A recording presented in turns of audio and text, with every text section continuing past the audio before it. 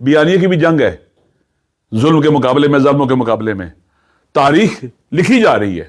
ہم کہاں کھڑے تھے؟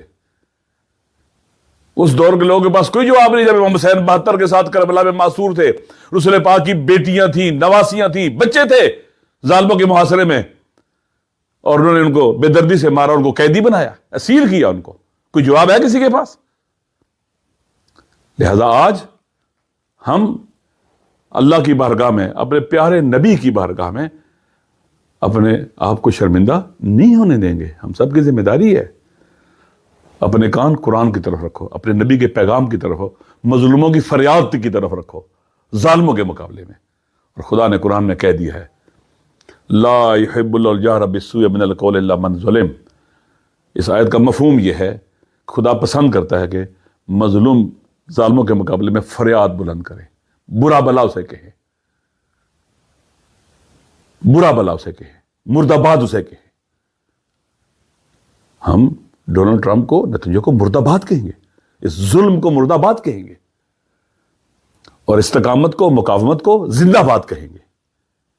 اور انشاءاللہ پاکستان انہی غیرت مندوں کا ملک ہے. ہم مشکل دور میں پاکستان میں گزر رہے ہیں.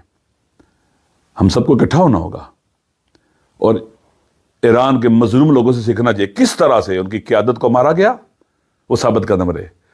ان کی لیڈرشپ کے اہم لوگوں کو مارا گیا، وہ ثابت قدم ہے. وہاں کی مائیں، بہنیں، بیٹیاں، بچے سب سڑکوں پر کھڑے ہیں، شہید بھی ہو رہے ہیں لیکن باہر کھڑے ہیں، گھروں سے باہر نکلے ہوئے. ایک قوم اٹھی ہوئی ہے. اگر ہم نے پاکستان کو مستقل کرنا ہے، ان سے سیکھیں. اگر ہم نے پاکستان کو آزاد کرنا ہے، ان سے سیکھیں. اگر ہم نے پاکستان کو عزت اور وقار دینی ہے، سیکھیں ان سے.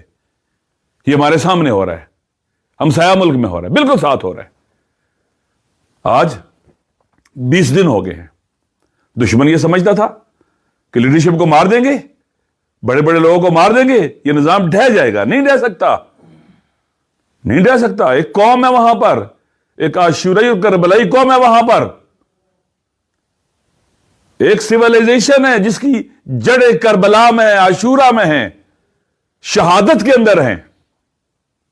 ایک ایسی سیولائزیشن جس کے اندر ایمان بہت قوی ہے، اللہ پر توکل بہت قوی ہے، رجسٹنس اور مقاومت پر ایمان بہت قوی ہے، جذبہ شہادت بہت قوی ہے. ایک ایسی سیولائزیشن جس کے اندر، جس پر رنگ عاشورائی کربلائی الہی ہے. صبغۃ اللہ ومن احسن من اللہ صبغۃ ونحن له عابدون. اس سیولائزیشن کے اوپر خدائی رنگ ہے، کربلائی اور عاشورائی رنگ ہے، عزت کا رنگ ہے. لہذا یہ سیولائزیشن کھڑی ہے. دشمن یہ سمجھتا تھا کہ وہ بڑے بڑے جہاز لے کے آئے گا، یہ ڈر جائیں گے، اس کے B-1 B-2 سے ڈر جائیں گے، F-35 سے ڈر جائیں گے، اس کی ملٹری پاور سے ڈر جائیں گے، تھک جائیں گے.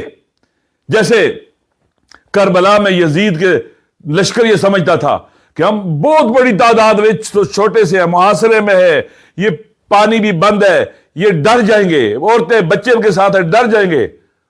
غلط سوچا تھا انہوں نے، نہیں ڈرے تھے وہ. آج یہ بھی نہیں ڈر رہے ہیں.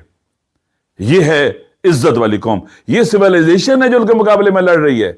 وہ اسلحے سے لڑ رہے ہیں، یہ اپنے ایمان سے لڑ رہے ہیں. وہ اسلحے سے لڑ رہے ہیں، یہ اللہ پر توکل سے لڑ رہے ہیں. وہ اسلحے سے لڑ رہے ہیں، یہ رزسٹنس اور مقاومت پر ایمان کے ذریعے لڑ رہے ہیں. وہ اسلحے سے لڑ رہے ہیں، یہ جذبہ شہادت سے لڑ رہے ہیں.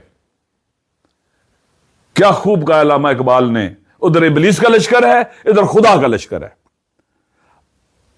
اللہ کو پامردی مومن پہ بھروسہ، ابلیس کو یورپ کی مشینوں کا سہارا. یہ لشکر خدا ہے، یہ سپاہ خدا ہے، اور وہ لشکر ابلیس ہے، لشکر فرعون و قارون و یزید ہے. یہ مارکا آ رہی ہے دوستو. انشاءاللہ کبھی بھی وہ اس سیولائزیشن کو شکست نہیں دے سکتے جس کے اندر خدا ہو، قرآن ہو، دین ہو، ایثار ہو، فداکاری ہو، غیرت ہو، حمیت ہو، عزت ہو، عاشورہ ہو، کربلا ہو، جن کا مشکل گھڑی میں امام حسین علیہ السلام ہو.